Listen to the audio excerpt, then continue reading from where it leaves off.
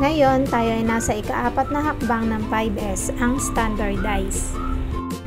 Ito ay paggawa ng mga pamantayan na proseso para masiguradong tuloy-tuloy nating naiitupad ang naunang 3 hakbang.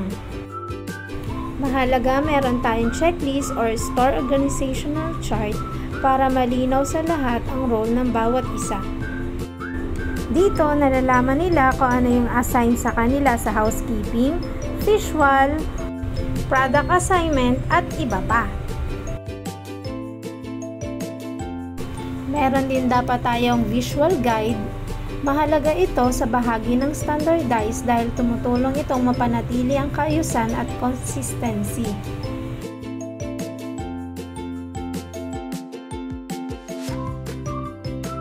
Dapat may schedule din tayo ng maintenance para hindi napapabayaan ang mga kagamitan or machine.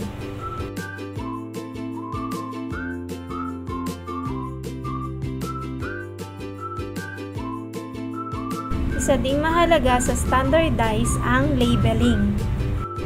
Kung malinaw ang label, malinaw ang galaw. Tumataas ang productivity dahil hindi nasasayang ang oras, kakahanap o kakaayos ng gamit. Layunin ng standardize ay magtakda ng gabay para hindi na bumalik sa dati ang kalat o kaguluhan. Mas madaling makita kung may problema o hindi nasusunod ang sistema.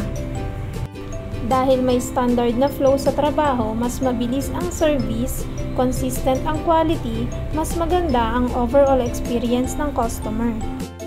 Ang standardize ay hindi lang para sa team, ito ay para sa customer satisfaction, loyalty at success ng negosyo.